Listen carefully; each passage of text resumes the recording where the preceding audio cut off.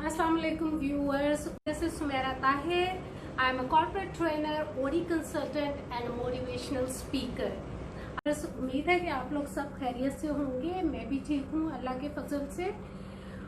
तो हम लोग डिस्कस करते हैं आज का टॉपिक क्या है और उसकी वजह क्या है। तो पहली चीज़ तो ये कि अगर आप लोग एंड तक मेरी वीडियो देखेंगे तो फिर उससे आपको फ़ायदा होने वाला है।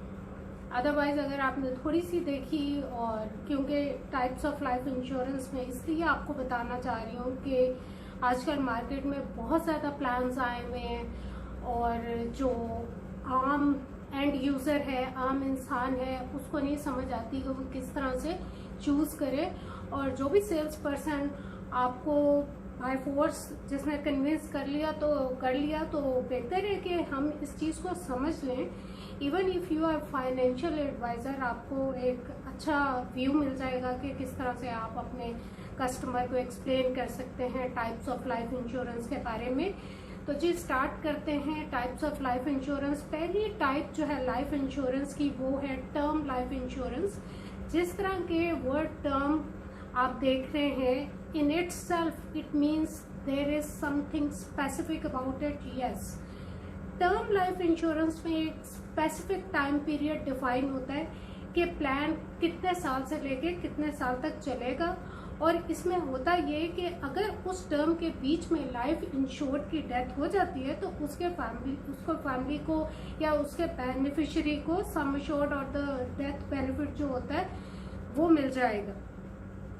अगर सपोज डेथ नहीं होती, उसने 10 साल का प्लान लिया है और 10 साल गुजर गए और वो प्रीमियम्स अपने पे करता रहता है और प्लान एक्सपायर हो जाता है, इन दैट केस उसको आखिर में कुछ भी नहीं मिलेगा।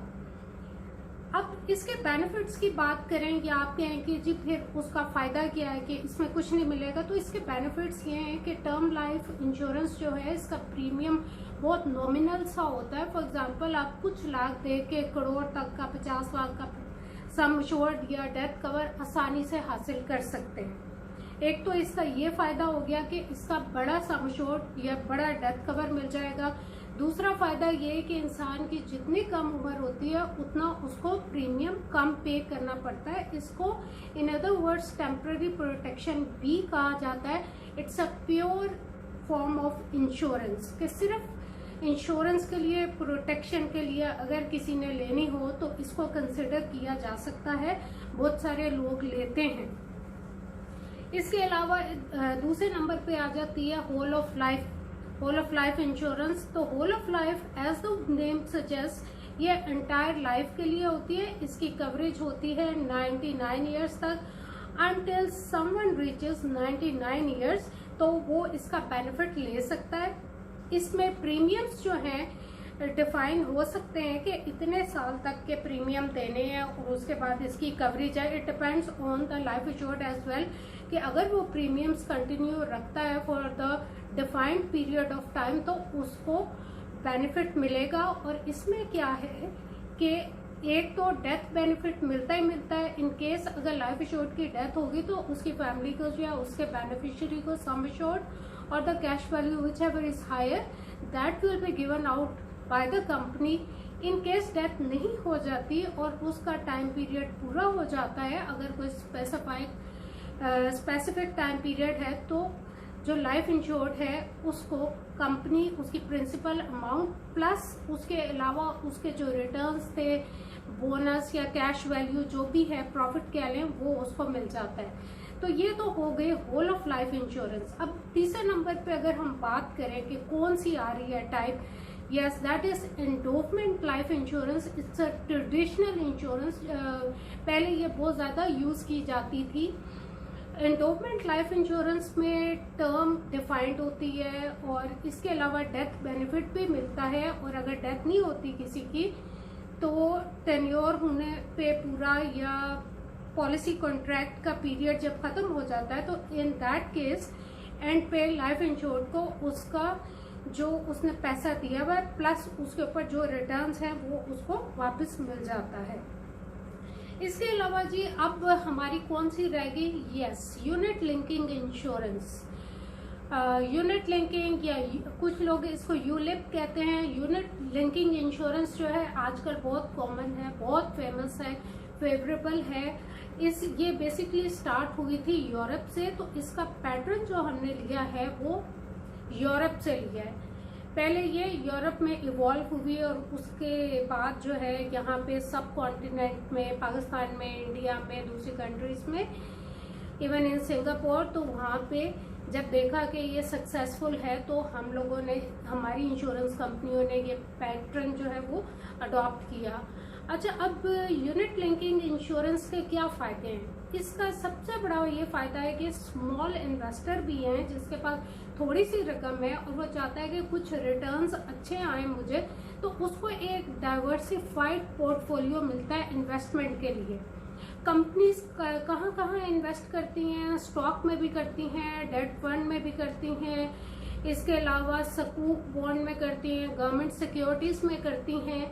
तो एक डाइवर्सिफाइड किस्म का पोर्टफोलियो इन्वेस्टर को मिल जाता है, अदरवाइज उसको नहीं मिलेगा। अगर आप अपना पैसा किसी के पास वैसे ही लेके जाएं, हो सकता है वो इन्वेस्ट कर भी लें तो उसके वापस मिलने के चांसेस नहीं है। तो इस तरह से आप किसी ऑथेंटिक जगह पे अगर इन्वेस्ट करेंगे, इसमें क्या है जी, आपको इंश्योरेंस भी मिल रही है, डेथ बेनिफिट भी मिल रहा है, और उसके अलावा मेजोरिटी पे कैश वैल्यू मिल जाती है। बंदे को जो उसने पे किया होता है वो प्रिंसिपल अमाउंट प्लस उसके ऊपर जो रिटर्न्स है कंपनी वो भी दे देती है।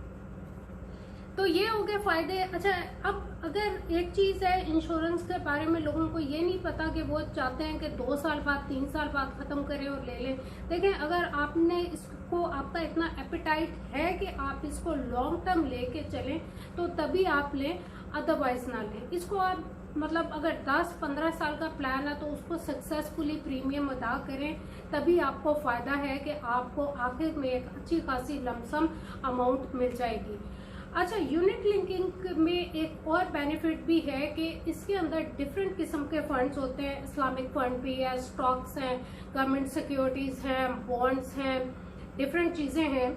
और वो जो फंड्स हैं वो कंपनी इस तरह से, मतलब ये है कि कंपनी ने फंड मैनेजर्स को रखा होता है जो उन फंड्स को मैनेज कर रहे होते हैं। वो फंड मैनेजर्स देख रहे होते हैं कहाँ पे ज्यादा हमें प्रॉफिट होने वाला है, तो वो उस जगह उठा के वो पैसा जो है ज्यादा लगा देते हैं। They continuously read the market, वो देख रहे होते हैं कि ग्राफ क्या चल रहा है, जहाँ पे रिस्क ज्यादा हो रहा है वहां से इन्वेस्टमेंट को उठा के हमने किधर मूव करना है। तो इसमें इंटरेस्टिंग बात आपको ये बताऊं कि बहुत सारे जो बड़े इन्वेस्टर्स हैं वो ये नहीं देखते कि कौन सी कंपनी और क्या, वो ये देखते हैं कि इस फंड को कौन मैनेज कर रहा है। बेसिकली कंपनी का सक्सेस उसके फंड मैनेजर पे होता है और उस बंदे ने उसको कितने साल से उस फंड को चला रहा है और देख रहा है। तो इकोनॉमिक्स में एक ये चीज होती है कि अगर आपने देखना है कि उसकी परफॉर्मेंस को, तो उससे पहले उसका आप रिसर्च वर्क कर लें कि उस फंड को कौन मैनेज कर रहा है। तो ये इसका बहुत बड़ा फायदा है। इसके अलावा कंपनीज इसमें आपको ऑफर करती हैं डिफरेंट फंड्स, आपकी मर्जी आप किस फंड में इन्वेस्ट करते हैं। पार्शली भी कर सकते हैं, बहुत सारी कंपनीज आपको चॉइस देती हैं कि पार्शली आप स्टॉक्स में इन्वेस्ट कर दें, पार्शली अगर उनका कोई इस्लामिक फंड है उसमें इन्वेस्ट कर दें। इस तरह की ऑप्शंस होती हैं। या आपने शुरू में एक फंड में इन्वेस्ट किया तो बाद में आप उसको स्विच भी कर सकते हैं। कुछ कंपनीज जो स्विच अलाउ करती हैं फ्री में, इनिशियल 2 और 3 स्विचेस अलाउड होते हैं। कुछ पे नॉमिनल सी पेमेंट डिडक्ट कर लेती हैं अगर आप एक जगह से फंड को उठा के दूसरी जगह पे इंटरेस्टेड होंगे उसमें। तो अगर आप लोग मैक्सिमम रिटर्न्स लेना चाहते हैं तो this is the product for you, go for it. Thank you so much for watching my video. अगर आप लोगों को, जिन लोगों ने पहली दफ़ा देखी है, मेरी वीडियो को लाइक करें, सब्सक्राइब करें, शेयर करें। और इसके अलावा थैंक यू सो मच जिन लोगों ने मेरी वीडियो को लाइक किया और सब्सक्राइब किया। मेरे सब्सक्राइबर्स बढ़ रहे हैं, थैंक यू सो मच। मेरी जो नेक्स्ट वीडियो होगी वो मैं यूनिट लिंकिंग सिस्टम पे करूँगी। उसमें आपको यूनिट लिंकिंग सिस्टम किस तरह से होता है, क्या होता है, उसमें डिटेल्स में हम लोग उसको डिटेल में डिस्कस कर लेंगे। Thank you so much for watching it. Allah Hafiz.